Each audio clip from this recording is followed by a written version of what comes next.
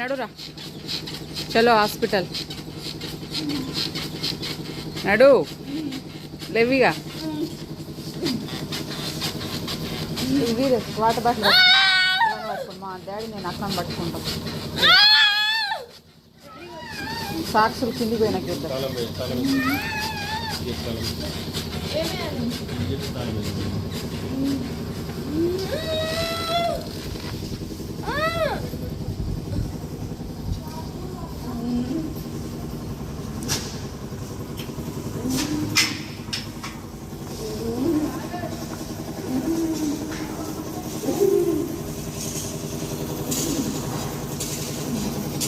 అరే పోదా నువ్వు ఇటు నుంచి ఆంటీ అండ్ ఇంకా ఫైనల్గా అయితే ఇంకా లక్కీని హాస్పిటల్ తీసుకెళ్దామని అయితే అతి కష్టం మీద అయితే మెట్లు దింపుతా ఉన్నాము. యాక్చువల్గా డాక్టర్ వచ్చేసి మంత్లీ వన్స్ వస్తారని ఇంతకుముందు నేను చాలాసార్లు చెప్పాను కదా. సో హైదరాబాద్లో మేము ఇంతకుముందు లక్కీని చూపించే డాక్టరే మంత్లీ వన్స్ అయితే కామారెడ్డికే వస్తారనమాట.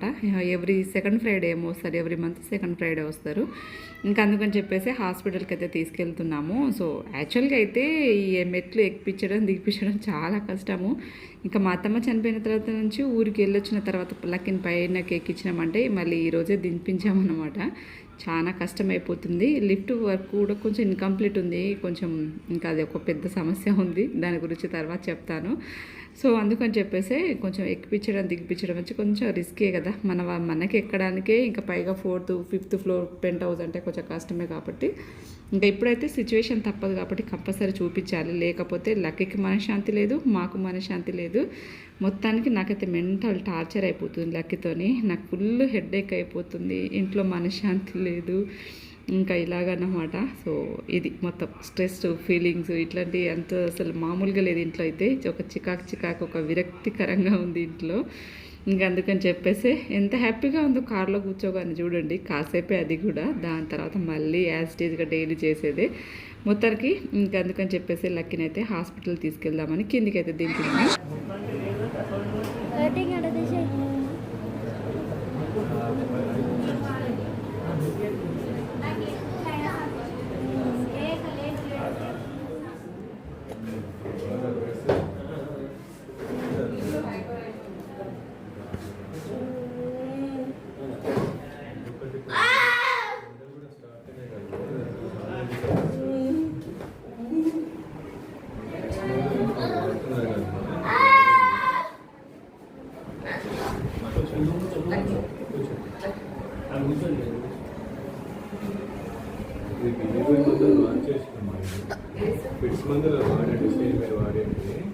సో ఫైనల్గా హాస్పిటల్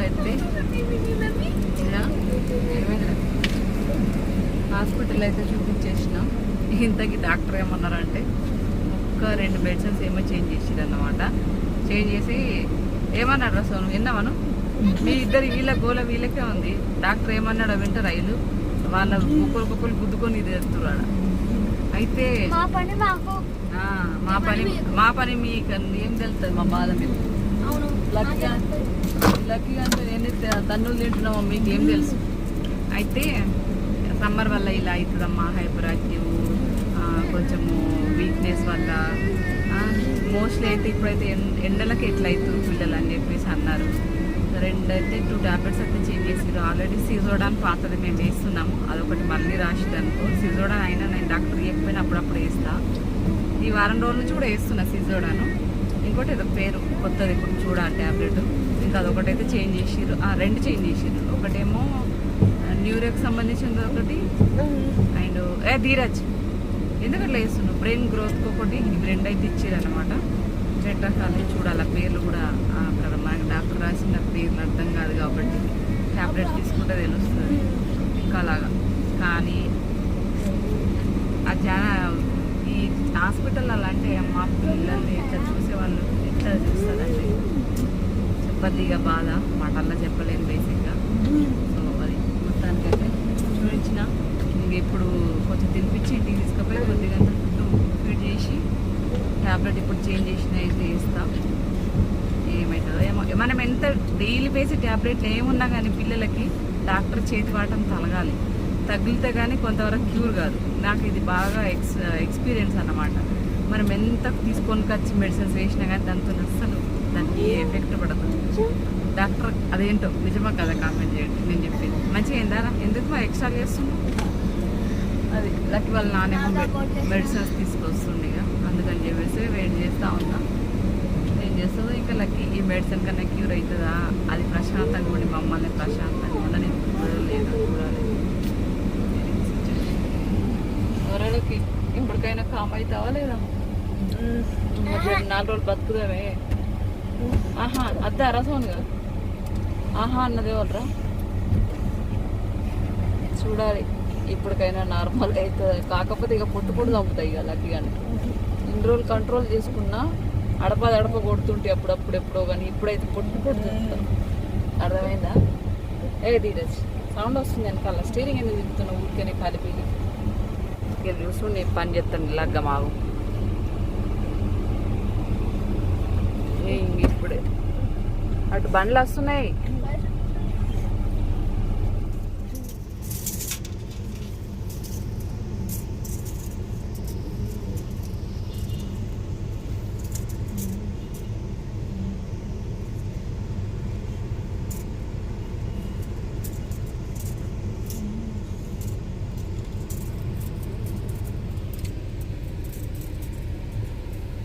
ఇంకేం హల్దీ రే పనికి మాలినోడా? ఏం పని రా మీరు? 1200 అంటే ఇది. ఏముంది? కార్నిస్టన్ సిరప్, ఈ సిరప్ ఒకటి ఇచ్చిందా? ఇంకా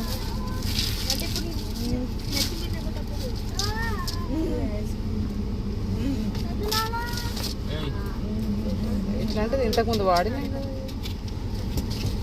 ఇది ఇంతకుముందు వాడినాం కదా క్వాంటినం.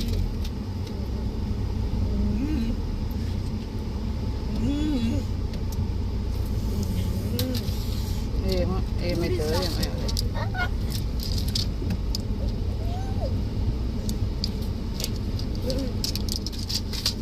ఇవి తీసుకున్నది.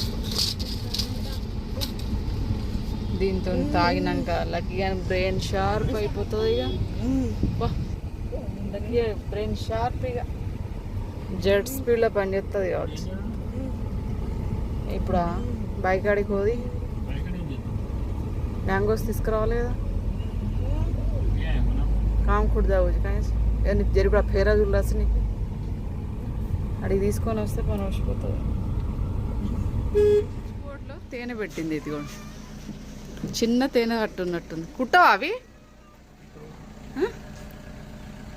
బోర్డు అంతా ఖరాబ్ చేసింది. పోయి ప్లేస్ ఎక్కడే దొరికింది కాదు.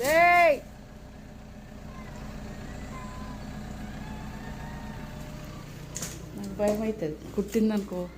అయ్యో తేనె వెళ్ళింది. చిన్న ఇది తేనెటీగలది చిన్నది మంచిది అంటారు హెల్త్కి.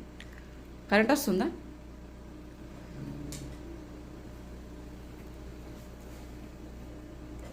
వీటికి ఏడ సందు దొరకనట్టు ఎంత దారుణంగా.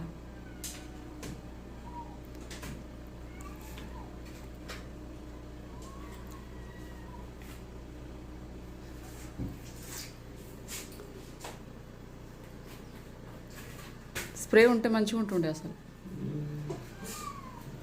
ఏమైంది?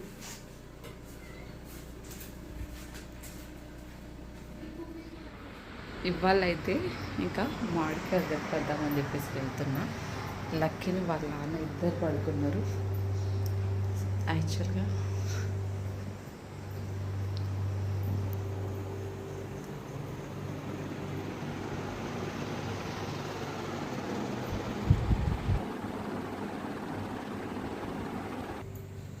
చూసింది కదా లక్కీ పడుకొని ఉన్నాడు. ఇంకా వాళ్ళ నాన్న ఇద్దరు ఉన్నారన్నమాట. యాక్చువల్గా నేను మా ఆయన ఇద్దరం వెళ్దాం అనుకున్నాం, కానీ లక్కీ ఒకవేళ పడుకొని లేచింది అనుకోది మళ్ళీ ధీరజ్కి ఇబ్బంది అయిపోతుందని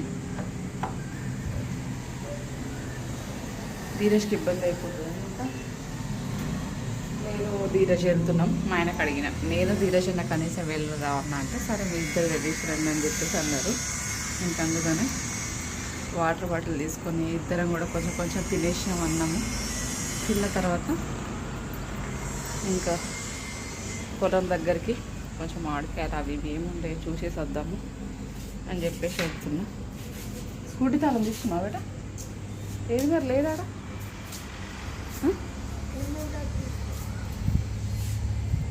ఆ షార్ట్ ఎంత తీసేసినావు? ఎట్లా? స్కూటీ తాళాలు కింద పెట్టింది డాడీ. కింద లేకపోతే మళ్ళీ ఎక్కి ఓపిక కూడా లేదు కదరా. డాడీ సైలెన్స్లో పెట్టి వండుకున్నాడు డాడీ.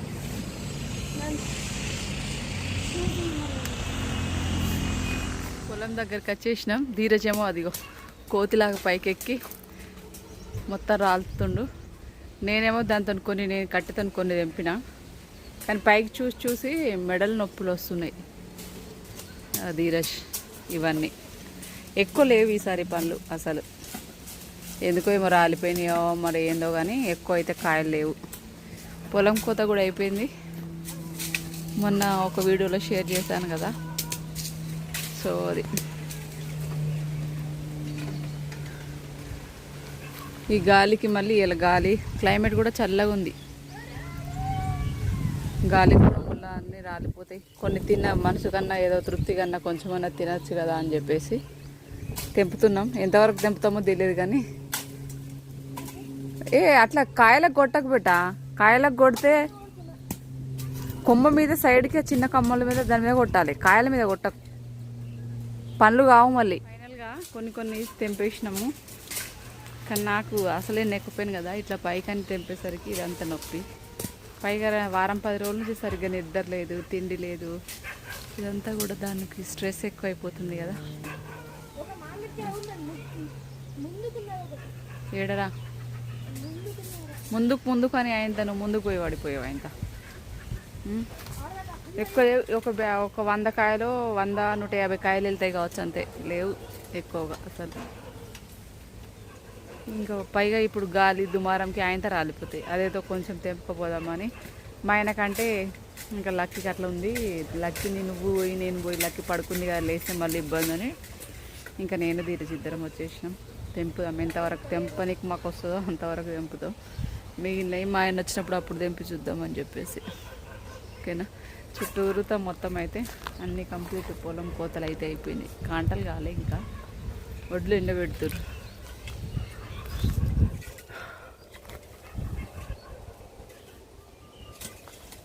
ధీరజ్ కష్టపడుతున్నా.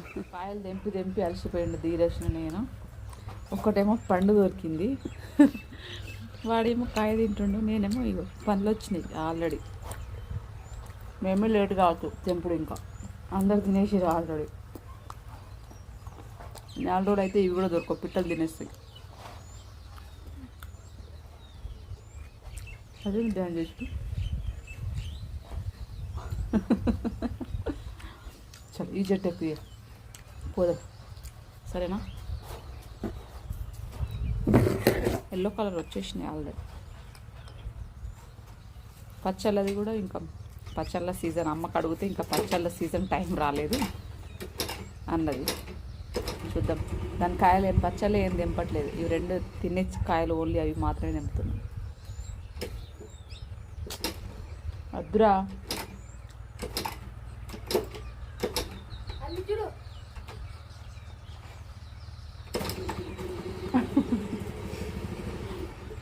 చాలే. ఇంట్లోకి వచ్చినాక కింద ఇట్లా కూర్చోవడం ఫస్ట్ టైం కావచ్చు. అది పడుకొని ఉంది యాక్చువల్గా. ఇప్పుడు ఆడికి వెళ్ళి వచ్చి ఈడొచ్చి కూర్చుంది. బెడ్ మీదకి వెళ్ళి కింద పడ్డది. అంబాడుకుంటూ వచ్చింది. ఒక గ్లాస్ కొంచెం టీ తాగింది. నేను ధీరజ్ పొలం దగ్గరికి వెళ్ళొచ్చేసరికి ఇప్పుడే లేచింది. సరే ఏడికి వద్దులే, మంచిగా ఆడుకొని మంచిగా తిని మంచిగా ఉండొచ్చు. నాకు ఏ కాల్ లేదు చేయలేదు.